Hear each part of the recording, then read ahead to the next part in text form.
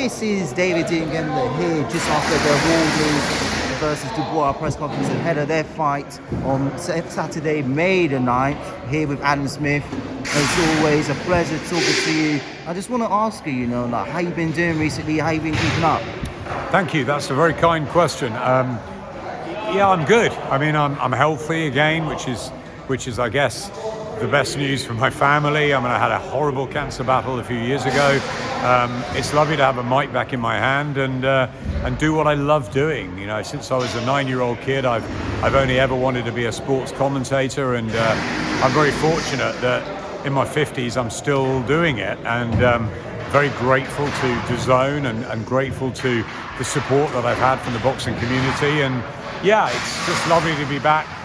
I used to work with my great friends at Sky, Johnny and Matt and Carl and everybody, and now I'm with another great team, and Darren and Barry and Carl Frampton and Tony Bellew and Addy and Sonny. It's just fabulous that I've been surrounded by really great people who love boxing, and yeah, it's that passion that I've always had for the sport, and it's lovely being back doing what I love. I always say I'm just lucky that I've never had to work a day in my life. I've worked very hard, but it's all been enjoyable because it's what I love doing. And I tell my kids, do something that you love in life. Absolutely. It's very interesting you mentioned about being in the broadcasting field, because obviously we know you for your days at Sky Sports, and now you're with DAZN. For someone like myself who's sort of still making a name for myself in the field, like, what has been some of the key lessons that you sort of learned throughout your time in the sports broadcasting field? Well, first of all, it's great to see you be the last person in here. That shows dedication and discipline, and you wait around and you want to get who you can. I think that's the key, right? It's smashing the doors down. It's turning up. I mean, there's a few of the guys and girls I've seen on the sort of beat now who I remember coming to me and saying, have you got any advice? And I said, look, dedication, discipline. It's a bit like Alexander Usyk says, right? Yeah. Usyk says, as talented as he is, he said it's about the discipline. It's about turning up every day and doing it and committing. And I think that's what it is. I think the more you do it, talent is one thing. You can learn to be better in front of a camera. Of course, it's experience, it's years in the business, all of that. But what you can't buy is dedication. If you've got that commitment and that desire and that passion to do it, that's what will see you through. Absolutely. And speaking of that dedication, really, you've dedicated so much of your time in this sport, really. And over the last, I believe you've been in the sport, been involved with broadcasting, like what, over 25, 30 years now? So, yeah. So, like, in terms of the sport that it is today, boxing, like, how much have you seen it grow over the last 30 years? And do you think boxing is as big as it's ever been, particularly with the Saudis' involvement? That's a great question. Look, boxing has different eras.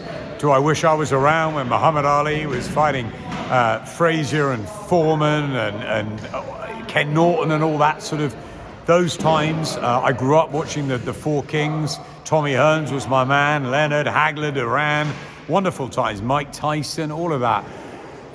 Is the heavyweight era as good as when Lewis and Bowe and Tyson and Holyfield were fighting? I mean, that's debatable. But Alexander Usyk has been unbelievable for the sport. The heavyweights you see here today, Fabio, Wardley and Daniel Dubois, are fighting each other.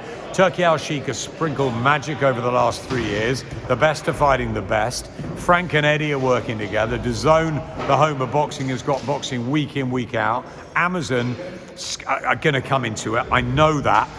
YouTube are coming into it. Ed Pereira. How about Netflix? Really now, with Tyson Fury, with Mayweather Pacquiao. How about Paramount with Zuffa Boxing? Sky are coming back with MVP, probably Zuffa as well. I think it's fantastic. It's an amazing time.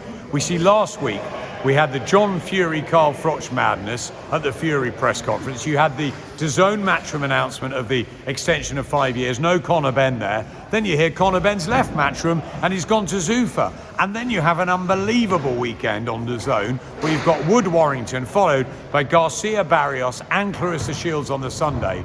It's non-stop. We got a show in Derby this weekend. The young prospects coming through from Queensbury. The weekend after, I've got a local London show. There's university boxing happening. It's everywhere. And I think that people ask me about the influencers. I think it's great. I think Will Anderson's fighting in Misfits in a couple of weeks. I know Will pretty well. I think it's fantastic. As long as the matches are good, I don't mind whether it's area level, YouTube level, Mayweather Pacquiao, all these years later level. So long as the matches are good, it's all putting eyeballs on the sport that we love. And I think, to answer your question in a long-winded way, this is as exciting a time for boxing in and out of the ring that I can remember. Is it as good? You're always going to say that era was better than that era. But this is the era that we're in now. We're seeing Tyson Fury still fighting at the top level. You're seeing Moses Itauma coming through in a few weeks' time fighting Jermaine Franklin, the heavyweight heir apparent. Zuffa signing up all these fighters. You've got Netflix involved. Hello, this is boxing. They're not after another sport, they're after our sport. How good is that for the fighters to get paid and to have their opportunities in very short careers, and also for fans? I mean, what a choice they've got. But the choice they need to make is to get a DAZN deal, because all the big fights are happening week in, week out after on the global home of boxing, and that's DAZN. And that is DAZN indeed. DAZN, if you're hearing this, we just put a little bit of a plug for you guys as well. Get me a job at DAZN, that'll be fabulous. But in speaking of, what's happening with the war, well, before we talk about that, I want to talk about the situation with Zuffa. Obviously, they've just come into the sport, they've had a couple shows. Then you hear the situation, they brought Ben, then you see a plethora of fighters that they've signed. First of all, what do you think about all of this stuff with Zuffa Boxing, and also the lawsuit between Frank Warren and Turkey? And a plethora of rumours out there as well about who may be next. Look, competition is terrific for the sport. I remember when Eddie and I were working with Sky, me with Sky Sports and Eddie obviously with Matchroom. And Frank announced the big deal with, I think it was BT at the time, before TNT.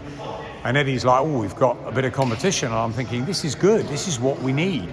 Competition keeps everybody on their toes. DAZN needs competition. Sky needs competition. Netflix needs competition. All the broadcasters, that's my angle. As far as promoters and lawsuits and fighters, that's not for me. That's their business. Yeah. Fighters need to make the right decision for them.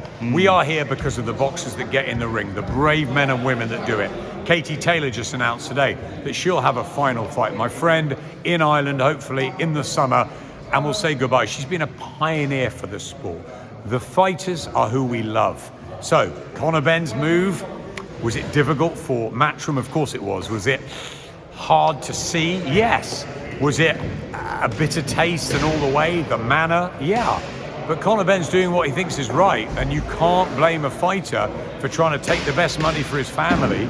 And Eddie's a big boy, Barry's a big boy, Frank's a big boy.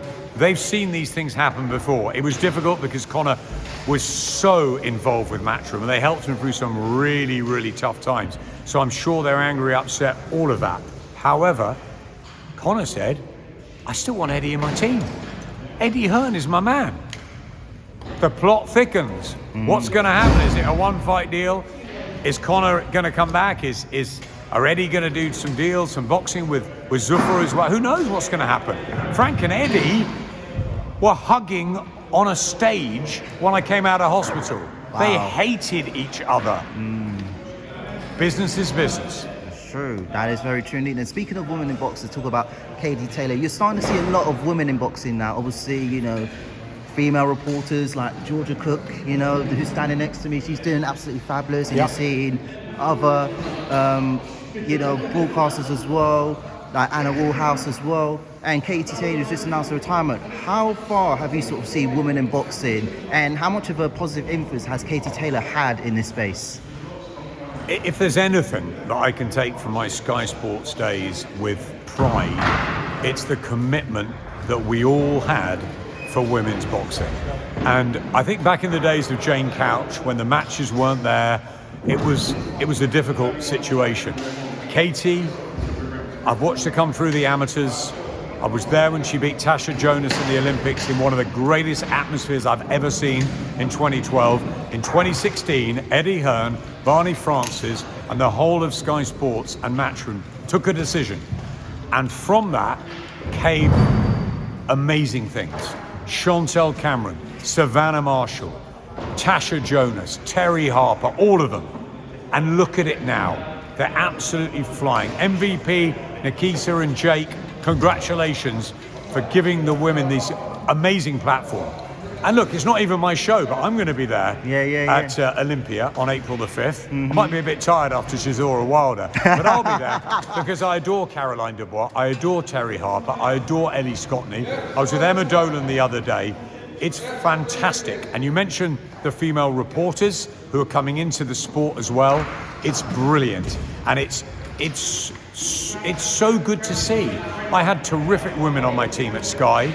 Amazing. When I ran the boxing team, we had incredible women who were directors, who were producers, who were presenters, and they never got the credit. And it was very difficult, but they've all come through and they've all shone. And it is, I tell you, that is something I'll be proud of until the day I die, that female boxing came through. And it's now we're just talking about boxing because Michaela Mayer, Clarissa Shields last weekend, stamping her name forever, the GWOAT. Back to Katie.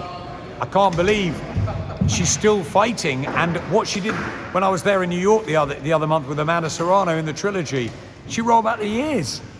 Let's all get there to Croke Park, and let's please make this at Croke Park. This is a plea to the Irish government to have Katie Taylor fighting in front of 60, 70, 80,000 people. And if they can't do it at Croke Park, do it like they did with Mill Street and Collins and Eubank. Do it in the middle of a field. Have a festival. Have thousands of Irish come out for Katie Taylor because she is a jewel of the Emerald Isle. She's a jewel of our sport and she deserves the finish to her career. Unbelievable what she's done for this sport. Not just female boxing, for this sport and for Ireland. So please come out and support Katie before we say goodbye to her from a ring forever. All right, and one last question from me as well, because I know other people want to talk to you as well. I want to talk a bit more about this fight, Wardley versus Dubois, both 95% knockout percentage, both fighters, you know, who've been at world level. One's a former champion, one's a current champion. Why should people tune into this fight, and what makes this fight special? You've just sold it. I don't need to sell it. 95% KO ratio apiece. 21 or 2 knockouts. Dubois has had 19. I think it's 40 together between the pair of them. Wardley didn't need to take this fight. Dubois didn't need to take this fight. I thought they were going to be on the same show against other opponents. No. Frank, well done. Fabio, well done. Daniel, well done. You hear the passion from the teams who both believe they're going to win this fight on May the 9th.